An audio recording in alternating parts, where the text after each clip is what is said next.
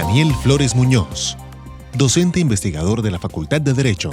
Ponencia: la academia se plantea los desafíos de una jurisdicción especial para la paz.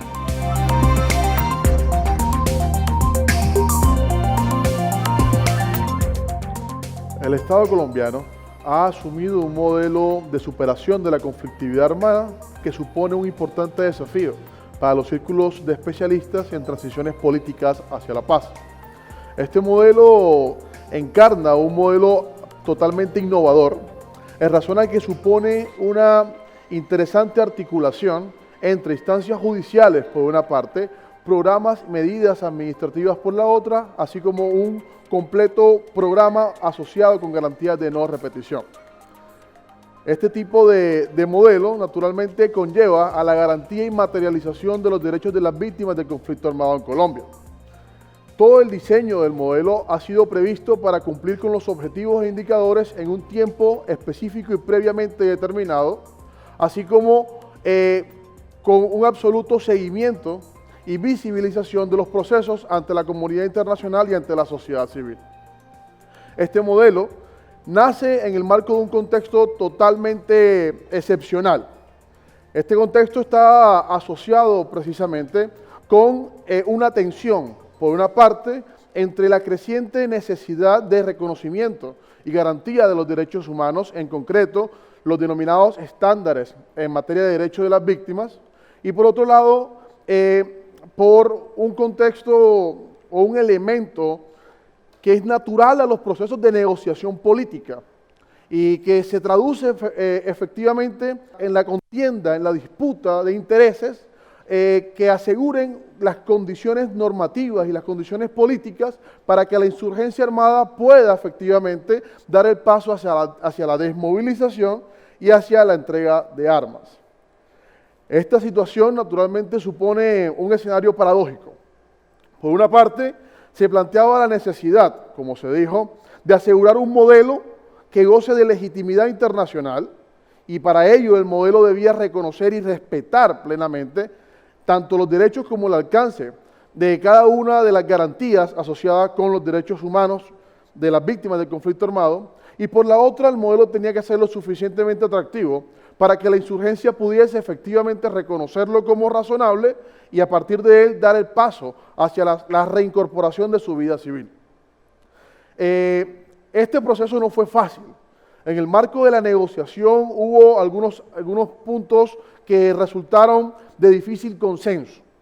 El punto 5, que es el punto de víctimas, fue uno de estos puntos. Se hizo necesaria la presencia de diversas organizaciones de víctimas dentro de las negociaciones de La Habana, y a partir, o más bien gracias a la presión de estas comunidades de víctimas, tanto gobierno como insurgencia definieron una salida a la coyuntura en la que se encontraba.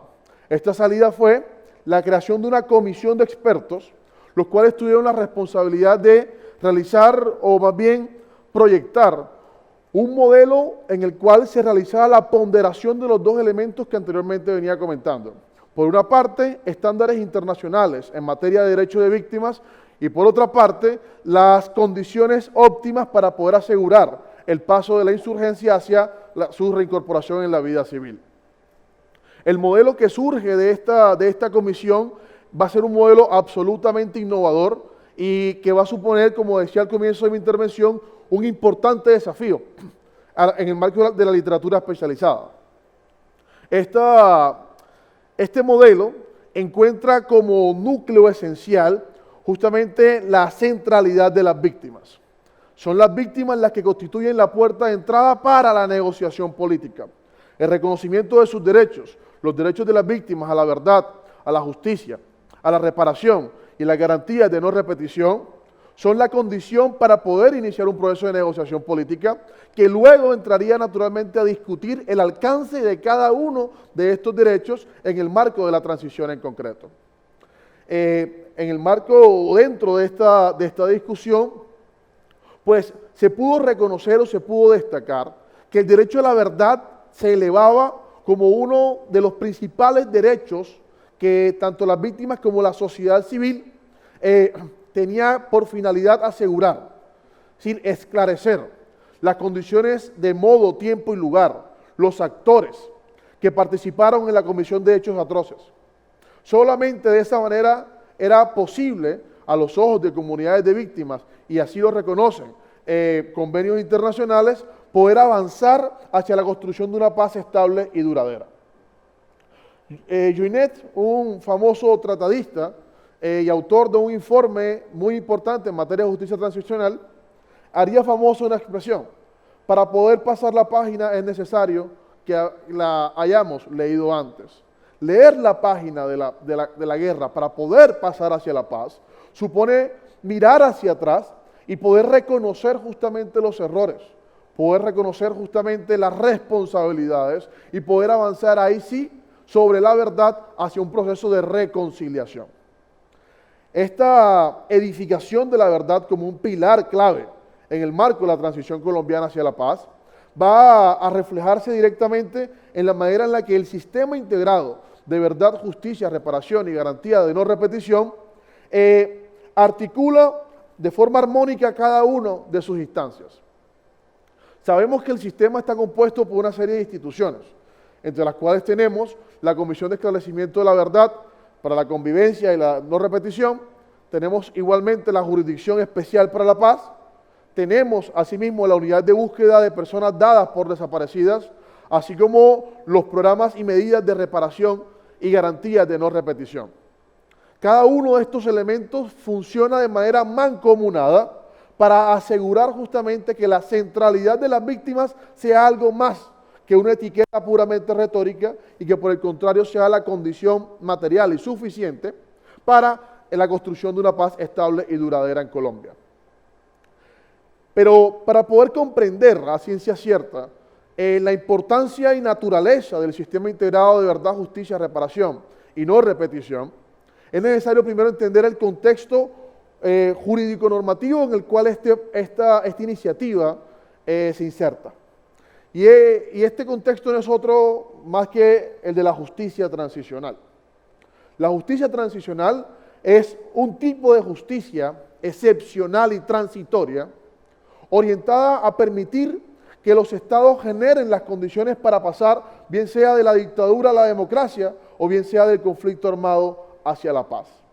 Es decir, son un conjunto de mecanismos, de estrategias, de instituciones y de prácticas sociales orientadas a asegurar un paso hacia adelante, orientadas a asegurar que las sociedades se permitan primero dar cuenta de los hechos atroces ocurridos en el pasado y a partir de ahí poder construir un nuevo porvenir en el cual estos hechos ya no tengan lugar.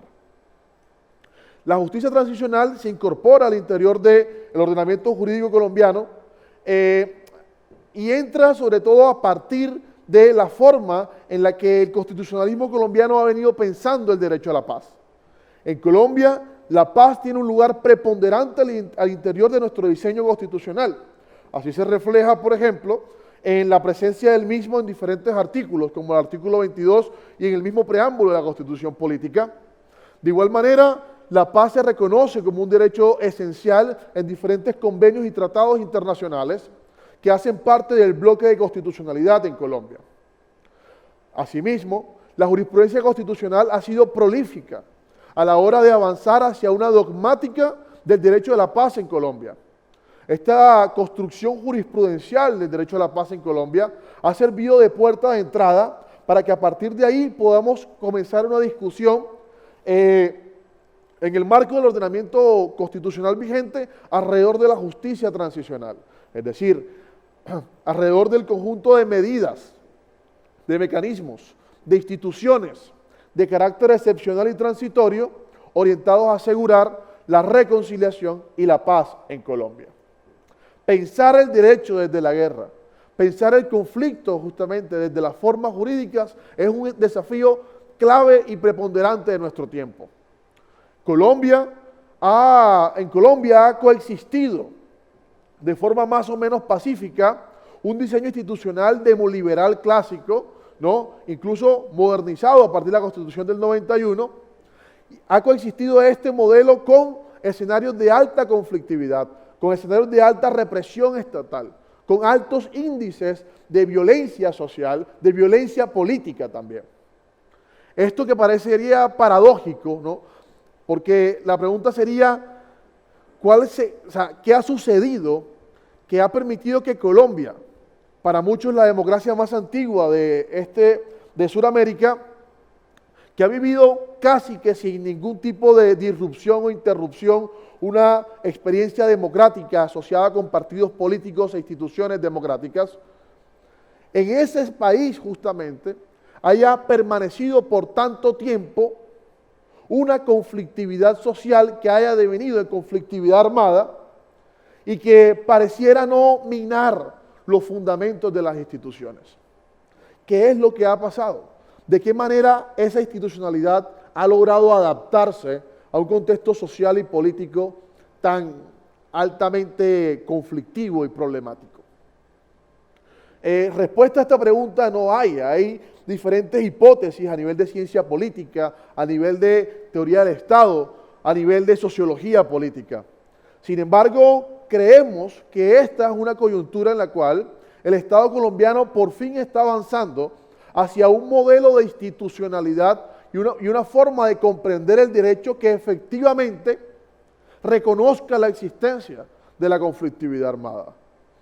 Y en ese sentido, el sistema integrado de verdad, justicia, reparación y no repetición supone un esfuerzo institucional para poder brindar un cierre jurídico definitivo a las condiciones que han permitido que la guerra en Colombia surja y que la guerra, aparte de que surja, se desarrolle y se mantenga tanto tiempo. Recordemos que estamos frente al conflicto armado, o estamos lidiando con el conflicto armado más antiguo del hemisferio. Esto debe llevarnos a una reflexión, y es pensar las condiciones bajo las cuales queremos que nuestros hijos se desarrollen. En Colombia, este sistema ha sido objeto de enormes críticas y de una gran polémica.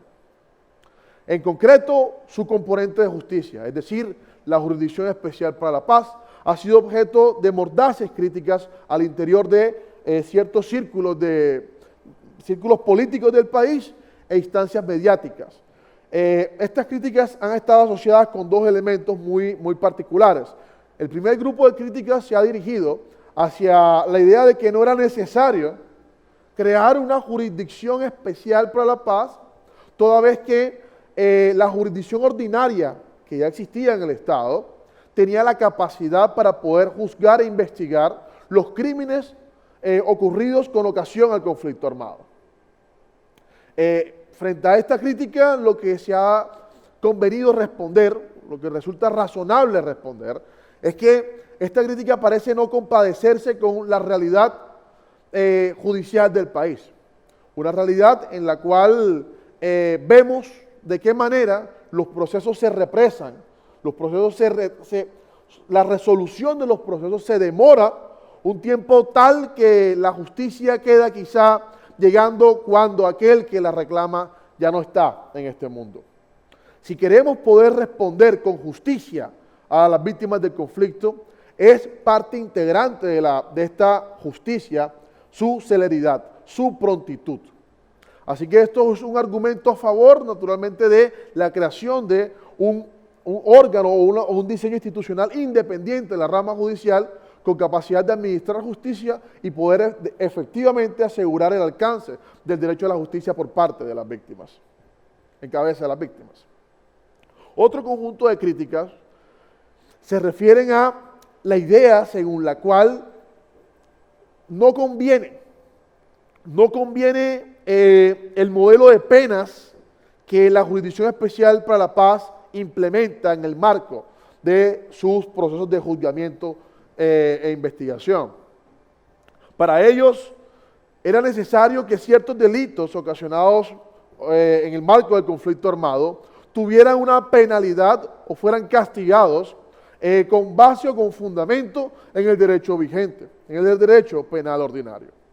Esta situación también resulta altamente paradójica, dado que si de lo que se trata es de asegurar que en el marco de una negociación, una de las partes de esa negociación ceda y asegure, primero, la no repetición de los hechos en los cuales se había visto inmerso, y segundo, asegure la reparación y la verdad de los hechos que realizaron y que perpetraron en el marco del conflicto, es apenas razonable que este tipo de exigencias venga acompañada con un conjunto de condiciones favorables para que este tipo de actores puedan efectivamente dar el paso hacia su reincorporación en la vida civil.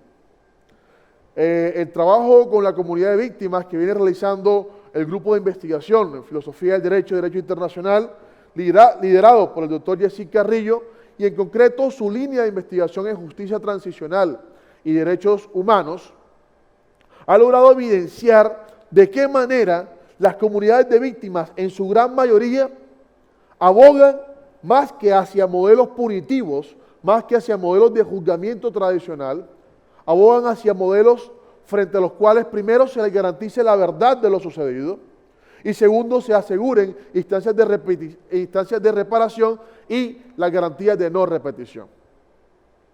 Luego entonces el sentir justamente de aquellos sobre quienes ha recaído el peso de la guerra, nos va mostrando de qué manera el perfil que se le ha impregnado, el perfil que se le ha impreso, definido al sistema integrado de verdad, justicia, reparación y no repetición, corresponde efectivamente con las expectativas que las víctimas del conflicto tienen frente a la construcción de paz.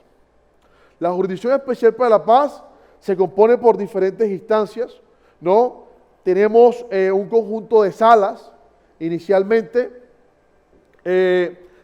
Estas salas, son 3 salas, se encargan de lidiar con aquellos asuntos que puedan ser, digamos, de fácil trámite, ¿no?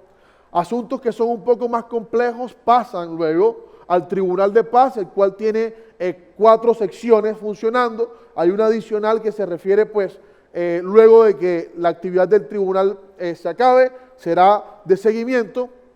Junto al tribunal y a las salas tenemos también la Secretaría Ejecutiva de la Jurisdicción Especial para la Paz, así como una serie de comisiones y un comité. Cada uno de estas instancias tiene funciones específicas. Cada una de estas instancias propende hacia la participación de la sociedad civil y de las comunidades de víctimas al interior de sus actividades. Y esto es quizá un elemento clave de cara a la construcción de la paz que queremos. Y es que la paz está lejos de ser responsabilidad únicamente o exclusivamente de magistrados o funcionarios del Estado. La paz también supone que organizaciones sociales, instituciones académicas y la sociedad civil en general se empoderen con este discurso y avancen justamente acompañando a las instituciones y acompañando a las comunidades de víctimas en la construcción justamente de las condiciones que efectivamente le brinden la materialización de sus derechos.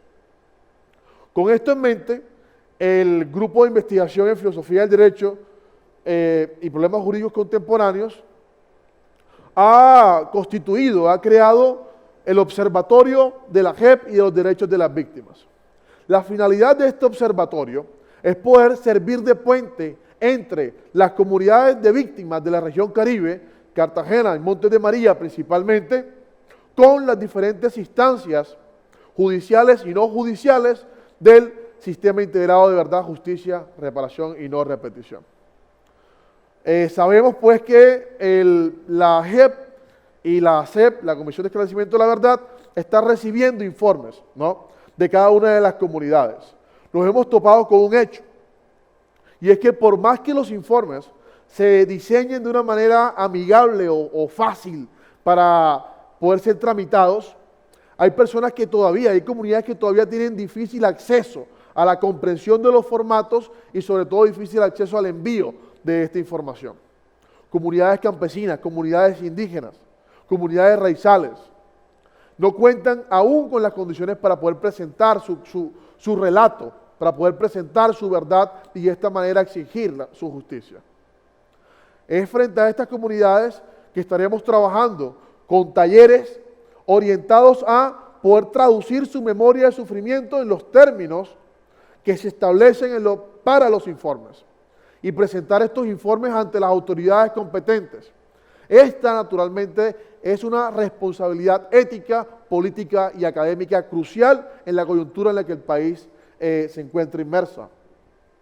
Pensar la paz supone pensar las condiciones bajo las cuales queremos que la sociedad pueda efectivamente no solamente resolver sus problemas, sino también exorcizar los demonios que la guerra le ha impregnado. Estas taras, estas cadenas que la guerra ha naturalizado al interior del imaginario colectivo, lo encontramos expresados en las formas, por ejemplo, en la que buena parte de la sociedad civil entiende la importancia del castigo, entiende la importancia de la venganza y la confunden con justicia. Poder avanzar hacia una sociedad en paz supone poder avanzar hacia un modelo en el cual este tipo de efectos de la guerra puedan ser plenamente superados. En ese proceso necesitamos la participación de cada uno de los actores sociales. Solamente así podremos asegurar un futuro en el cual los demonios no puedan nuevamente surgir dentro de las cenizas de la guerra y poder avanzar ahí sí a una Colombia que pueda respirar una paz estable y duradera.